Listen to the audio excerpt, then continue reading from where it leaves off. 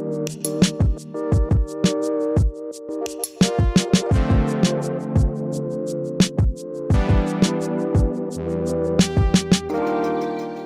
really is a delight to introduce Catherine Simpson. She's a good friend. I work with Catherine a little bit. I've been doing a little bit of work with the Diocese of Durham for the last few years, and Catherine is a firm favourite in the diocese. Look at that smile. I knew she'd smile at that one.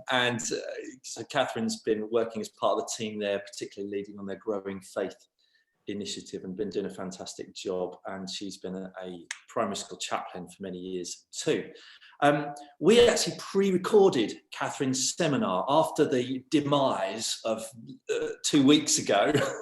We decided as a fail-safe we would record all of our seminars, and because Catherine did such a spectacularly brilliant job of recording her seminar, we're going to play it. We're just going to play the recording of Catherine doing her session, which lasts about 20 minutes. And while that's going on, as Rob said, please add your sort of questions and comments into the chat directed at Rob and I. And then after that, we'll have a little bit of breakout time, and then we'll pose some questions to Catherine, seeing as she's here with us. We're not going to let her get away lightly.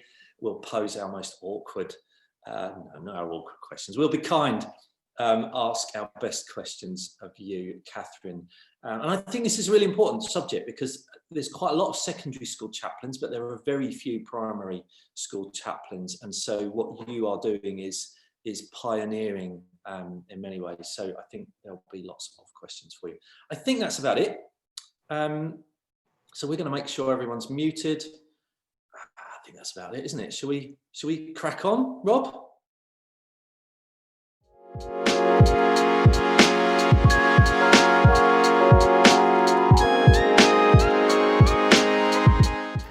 Good afternoon, everybody. It's good to be with you at long last. Just a little bit about myself before I start. So I'm Catherine Simpson. I live in Bishop Auckland in County Durham. It's a little market town. I'm married to Mike, who's a teacher. So it's good that we have one person in the house who knows absolutely everything. I've got 2 children, Jacob, who's 15, and my daughter Hope, who is 19. And that's a whole other story. I could talk all day about Hope and what she teaches me. So my seminar is all about primary school chaplaincy. And I thought I'd try and think of a clever title, but the best I could do with was part of the furniture. And if you look up the definition of part of the furniture, it says something like this: a person or thing that has been somewhere so long as they seem to be a permanent, unquestioned or invisible feature of the landscape. Hard to imagine the place without them. And I believe this is ultimately the opportunity of chaplaincy. Now, my story with chaplaincy starts 7 years ago, and I was not seen as part of the furniture, let me assure you, when I first started. It was the then vision of the new head teacher. She employed 2 sort of new posts. One was a director of sport, which was very grand for a small primary school, and the second was the role of a school chaplain. When I began in post, to say that I was greeted with some scepticism is a bit of an understatement, and that was from particularly from staff and from parents. I had comments from staff like, oh well, we're not that sort of a school and we're a nice school, we don't need somebody like you, to parents who were like, we've gone all religious, I didn't know we were Catholic. There was a long way to go. Prior to my role in St Anne's Primary School, I worked in a large Catholic comprehensive school, heading up their student welfare team. I used to say that I worked with the mad, the bad and the sad, which turned out to be really good sort of training ground for working with clergy. Anyway, that's kind of a little bit about me. And I just want to tell you my story really of how I've become part of the furniture at St Anne's, and how the fact that has taken time to build up trust, friendships, relationships, rapport, time to earn the right really to be a part of their story. I'm going to talk a lot about different stories, and I feel like I should possibly stand up and confess at this point that my name's Catherine Simpson and I'm addicted to children's stories, because especially in lockdown I went a bit crazy with my shopping, and I bought loads and loads of kids' storybooks. I would like to point out at this point in time my Zoom bookshelves behind me. My other claim to fame is I recently came second in a Zoom competition for the best bookshelves. I came second to the Bishop of Durham, so I'd hardly see that as being fair. If you look carefully, there are one or two theology books, but most of them are children's stories. Simple stories with profound messages. One of my favourites is up there, Sean Tan, The Red Tree. I feel like I should be on commission because I must have bought and recommended that book to so many people. It's absolutely amazing. But Jesus, of course, was the master storyteller. That was how he got people's attention. He used to take things that people could relate to, and then he would draw them in and share something amazing, something big and profound with them. There's a Native American proverb that says this: "Tell me the facts and I'll learn. Tell me the truth and I'll believe. But tell me a story and it will live in my heart forever." We are hardwired for connection, and stories can be part of that connection. They can take us to all kinds of places. I think that's probably why I'm so passionate about education and why I've worked in education for so long, not as a teacher.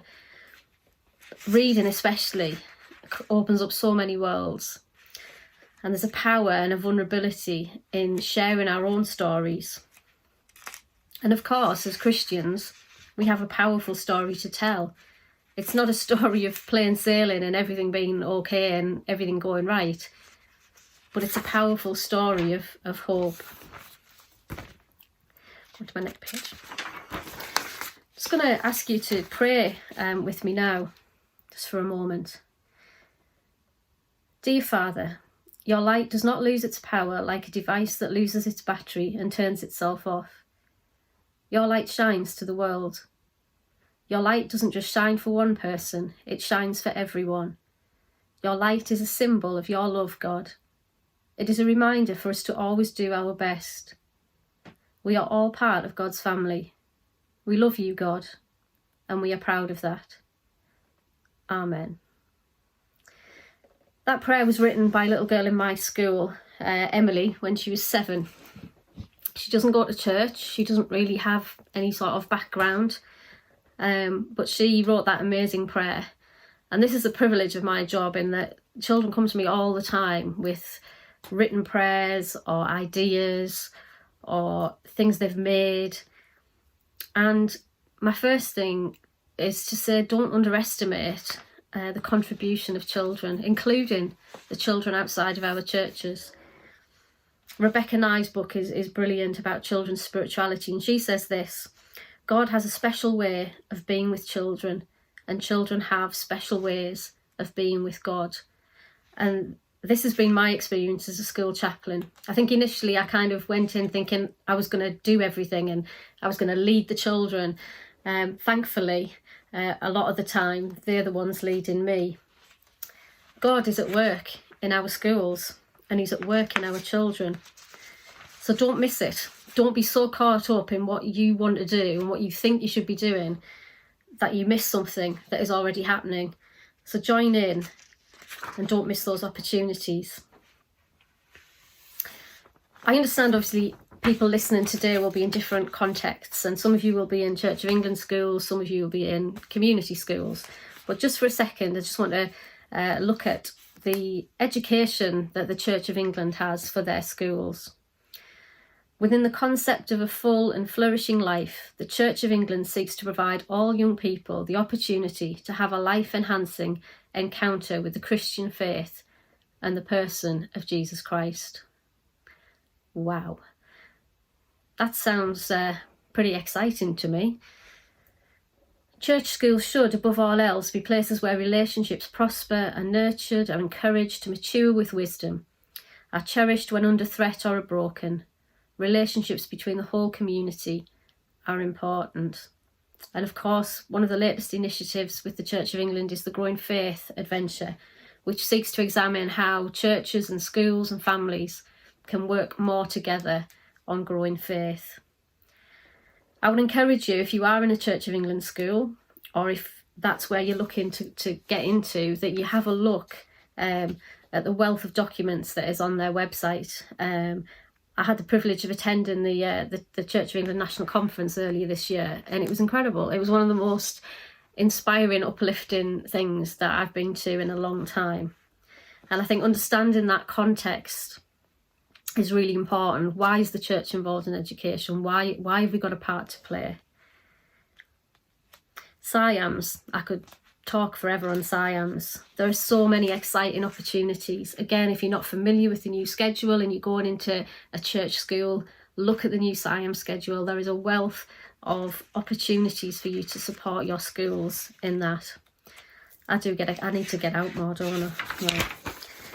Obviously, you're not all in Church of England schools, or you're not all trying to get into Church of England schools, but you'd probably be familiar with something called SMSC, which is the spiritual, moral, social and cultural development of our children in schools. And this is something that Ofsted will judge all schools on. And again, looking at the language, looking at what's expected, there are just so many opportunities for us to go in from churches and organisations to say, how can we support your SMSC programme? And it's I guess it's learning to talk in the language of school a little bit. You know, we have our own language in church, don't we, that people can't make head and tail of half the time. And school's a little bit the same. It's almost like it's another world in itself.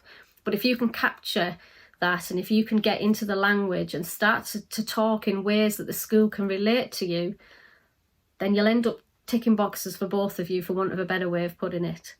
And there are some brilliant boxes that we can be ticking. A huge part of my job as chaplain is to manage pupil voice groups. So I've got about 8 different pupil voice groups. We've got a road safety team, we've got an anti-bullying team, we've got a chaplaincy team, a collective worship group. I think this is where the church is still catching up. Children in school have many opportunities for leadership and growth. And I think we need to expect more of them in church, give them more opportunities. But again, is this an area that you could go to your primary school and say, how can I help with pupil voice? We know that it's something that you'd be judged on with your SMSC or your PSHE. How can we support you? But chaplaincy isn't just about church schools. There are many ways of articulating a vision for chaplaincy, and there's loads of different models. You know, every context is unique, every community is unique. Chaplaincy can be described as distinctly Christian and utterly inclusive. Even obviously as in a Church of England school, I am there for the children of all faiths and the children of none, and that needs to be made very clear. It's the spiritual and pastoral care of all. The chaplain is there to listen and care, to pray and bless the school. The Church of England has described chaplaincy as the public face of God. Now, some of our children, or many of our children and our families, don't have any connection with church. School will be their only connection with that spiritual encounter, if you like. It's a massive opportunity. So chaplaincy in education. Schools are at the heart of the church's mission, but not arenas for evangelism. Chaplaincy is there to listen, to care, to pray, and to bless. Again, it could be talking in terms that schools can understand. So at the moment, obviously, there's a huge focus and emphasis on emotional and mental health. Surely, as people of faith, you know, with the greatest message of hope, we have a contribution to make. The hope that comes from our faith, the support that comes from our church communities. So again, it could be looking at things in a slightly different way, and instead of saying, can I come in and do an assembly, it might be, how can I support your emotional wellbeing programme? How can I support your vulnerable families? For me, I guess, different in a church school, again, it can be much more overt. But my days can be full of all kinds of different things, from supporting a family to access the food bank, to getting gas and electric stamps, to looking at bereavement support, to signposting for debt management to parents, them coming in and having a chat using the phone, domestic violence signposting, all kinds of stuff. I often think, somebody once said to me, oh, name a sermon that kind of has changed you, or that you would go to for help. And some of you might be kind of like, oh yes, I would give you this verse, or I'd give you that verse. Well, 9 times out of 10, it's a person that comes to mind. And I want to be that person in my school community. Whether those people have faith or not, I want them to be like, right, who can help me with this? It's the chaplain. It's that go-to person. And by no means do I have all the answers at all. But chaplaincy for me is about being there. The mission is all about being immersed in the community and life of the school. I love this quote. Chaplains have been described as pastoral practitioners who seek to build a relationship of trust through compassionate presence and thereby offer help and support to a wide range of people. I'm chaplain to the children and their parents, but also to the staff. And I try and engage with their stories before I try and share mine. Before I try and do anything else, I try and sit alongside and join in with their stories. So my aims, I would say, are threefold, and in this order: to meet, love and care for the children where they are, to introduce them to God in relevant and creative ways, and to create and develop opportunities for them to explore their own faith journey. Chaplaincy for me is about empowering children. It's about hearing from them. It's about them being seen and being heard. I see myself as a fellow traveller. We sometimes look at the map together, but I'm definitely not a map maker, and I'm certainly sometimes not even a map reader, but we figure stuff out together.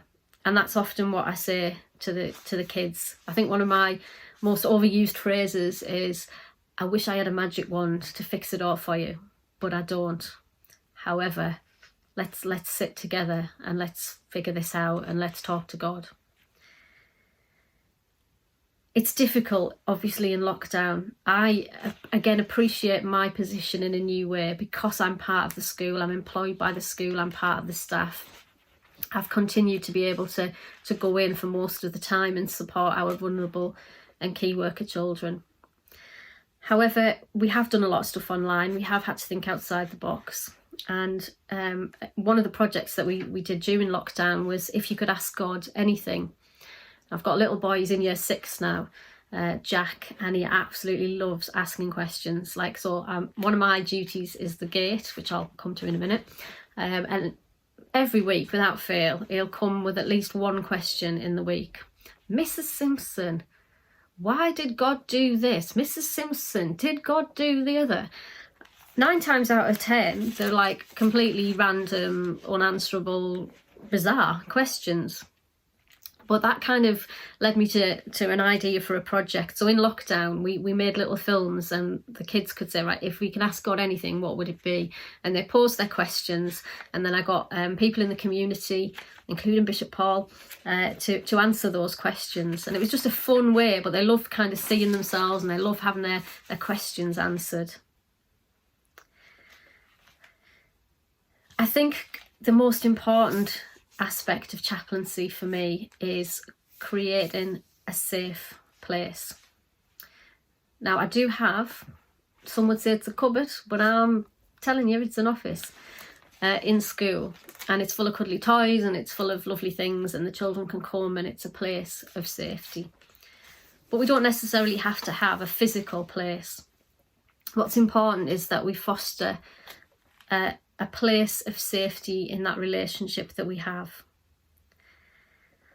And that's when the privilege really comes, when stories are shared, where truths are told, where hearts are opened up.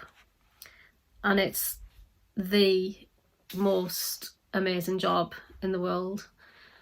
It's a privilege, it's hard, it's sad, it tears me apart sometimes, but it's an absolute honour. So when I have kids like Lucy who come and talk to me because mum and dad have split up and she doesn't really know where she's at, and she feels quite rejected and she's lonely and confused, and she's made some really good friends online. And one of them wants to meet her. He says he's in Manchester and he's 13.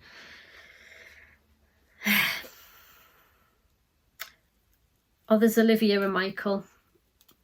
Mum and dad separated a while ago, and it's really hard because they still argue all the time, and Michael feels protective of his little sister, and he tells me he's sick of being in the middle, and he just comes and he has a few tears. There's so many stories I could tell you. There's Nevin. My dad hurts my mum and I'm scared and I don't know what to do, and I don't know what to say when I have to talk to my dad. Why am I in care? Why did Grandad have to die?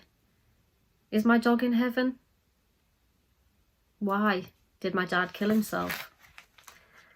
We go from the big stuff to the little stuff to the big stuff to the little stuff, but it's about being there. It's about being there in the ups and the downs. I still can't sit through a Christmas performance of the children without crying, and it's like ridiculous now because I've had like years and years of practice to like get hard, and it just gets me every time. There's just something so amazing about hearing all the little voices singing and like it all going wrong, and it's just great. But it's been there in the hard times as well. It's the privilege of leading memorial services for children that we've lost. I'm telling you my story. My encouragement to you is find your own story in your own schools. Build a meaningful relationship of service. Find ways to become part of their story. There's a bit of a marketing strategy that says notice what people already do and work out ways that you can either disrupt or become part of those rituals. What does a school need now? Like we can assume, we can guess, we can surmise, but talk to your school. What help can you give? What do they need? I know in my school at the minute, if somebody would say, I can give you a couple of hours a week, what can I do? We'd say, please come and do playground duty because we're so short-staffed that our staff can't get a break. Obviously, there's rules and regulations around social distancing and whether you can do that and be outside and all the rest of it, but there are things that you can offer to do that perhaps you wouldn't normally think of.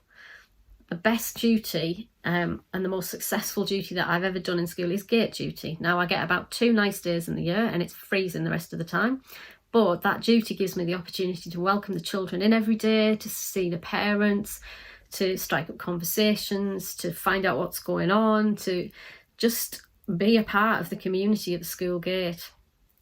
Maybe it isn't something that you've ever thought of doing before, but in time, perhaps that's something that you could offer. Can I just be around and make sure the kids are getting into school safely? You get to know them, you get to know the staff. If the staff are going to get a better break, you score points there, trust me. I could, again, go on and on and on with stories and examples of things that I've done in the last few years in school. It's the relationships. That's the thing that makes chaplaincy special. It's the relationships. I've done collective worships that have been a complete disaster. I've done some that have been really good fun and seem to have gone down well. I've done prayer space days that have been amazing, that have been led by children.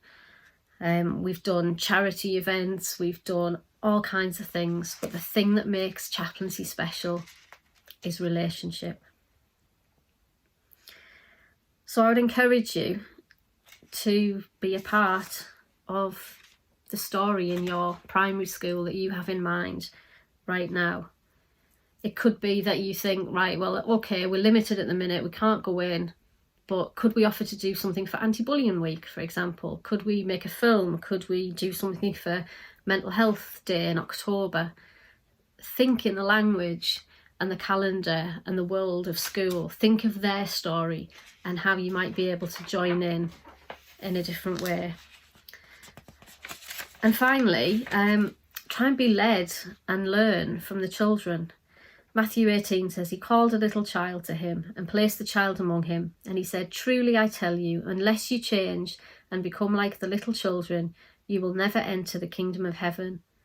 Therefore, whoever takes the lowly position of this child is the greatest in the kingdom of heaven. The best ideas come from the kids. They really, really do. And it means getting down and just being with them, and maybe he's not being famous and not doing the high profile stuff. It means being with the kids and the kids knowing that you are there to listen to them and to care.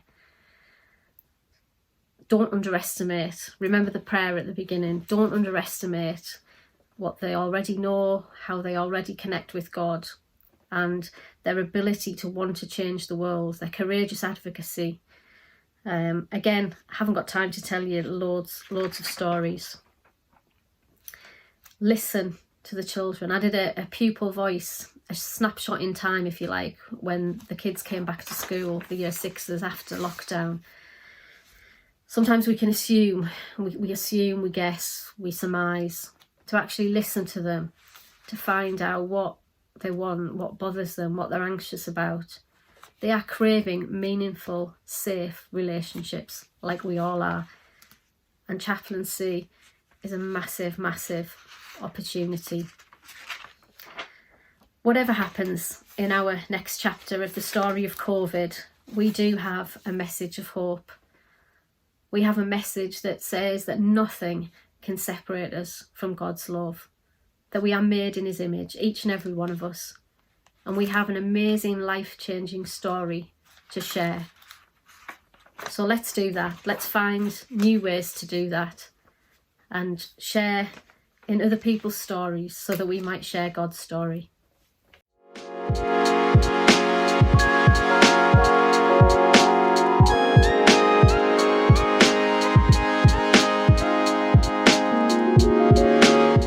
Catherine, that was absolutely fantastic.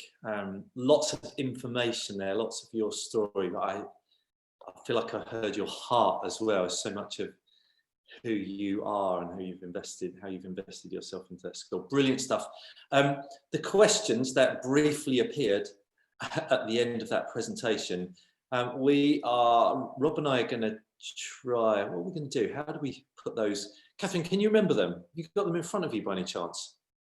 Can you unmute yourself and read them to us? Because what we're going to do is take those questions into our breakout groups that Rob is just about to allocate. So could you just read us those 2 or 3 questions? Yeah. Okay, so thinking about your own context and experience, how might you take the next steps in either launching primary school chaplaincy or developing your work further? How can we best serve you is the key question we need to ask our schools. What might this look like? And how can you hear the voice of the children and young people in your local schools on the things that matter to them? Brilliant. So yeah, how can we kick off chaplaincy or enhance chaplaincy that's already there? And those key questions: how can we serve you? How can we hear children's voices in schools now?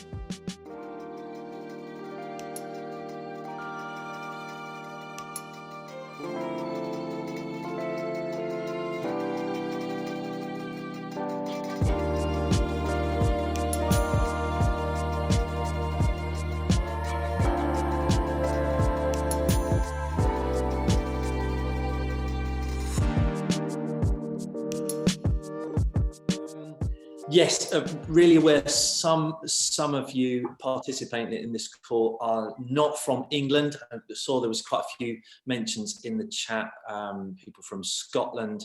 So some of the references that Catherine made, particularly to things like SMSC, won't apply to you.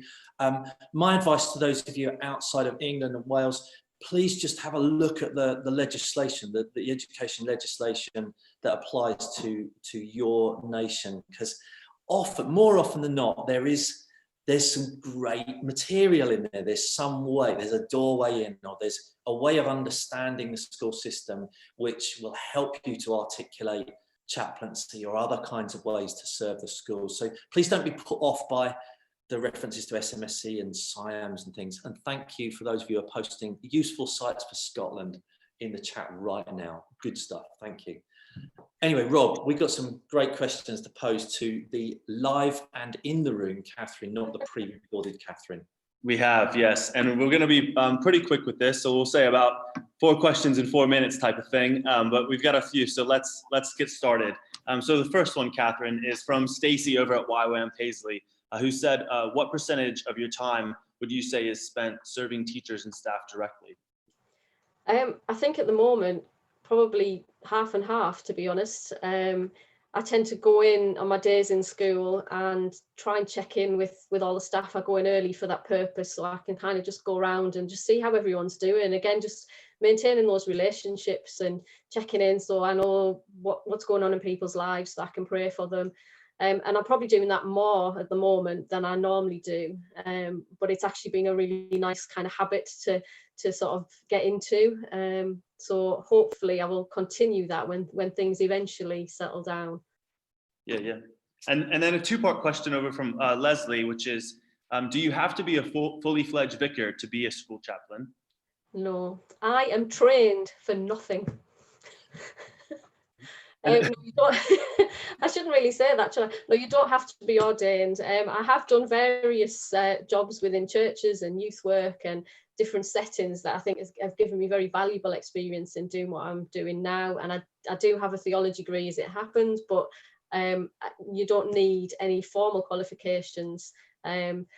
Like I said, there's lots of things that can give you good experience, just life experience, that I think you can bring to the role.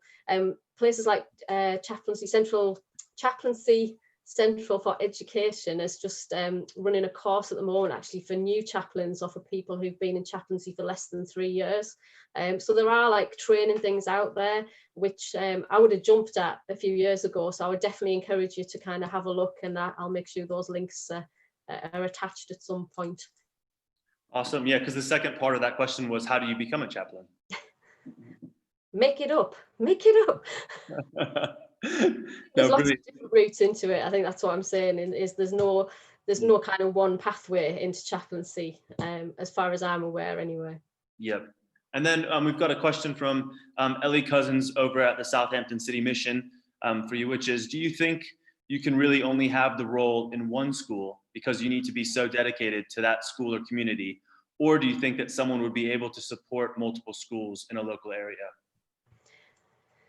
Great question. I think in an ideal world, I would say I want every single school to have their own chaplain, because I think that is the best model. I think then you've got a person who is dedicated to that community, because all schools are so different and their needs are so different.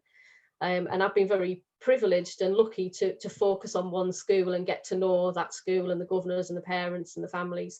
However, realistically, in terms of sort of funding and just manpower, I recognise that there are lots and lots of different models of chaplaincy, and I think it can work in more than one school. I think you've got to be quite clear on the sort of definition of your role. I think you've got to be quite sort of, your time's got to be protected, so you know kind of what you're doing where and why you're doing it. I'm very unusual in that I'm paid by the school, so I'm actually employed by the school. But again, I know there's sort of trusts looking at possibly employing across a number of schools, or perhaps churches coming together and funding one post. And I think there's certainly lots of models to look at and work with. There's also quite a few voluntary chaplaincy models as well. I've come across a few where it's not just one person, it's a team. So there's a chaplaincy team, sometimes from across a number of churches, who offer it collectively, and I think that's a really healthy model as well. Yeah.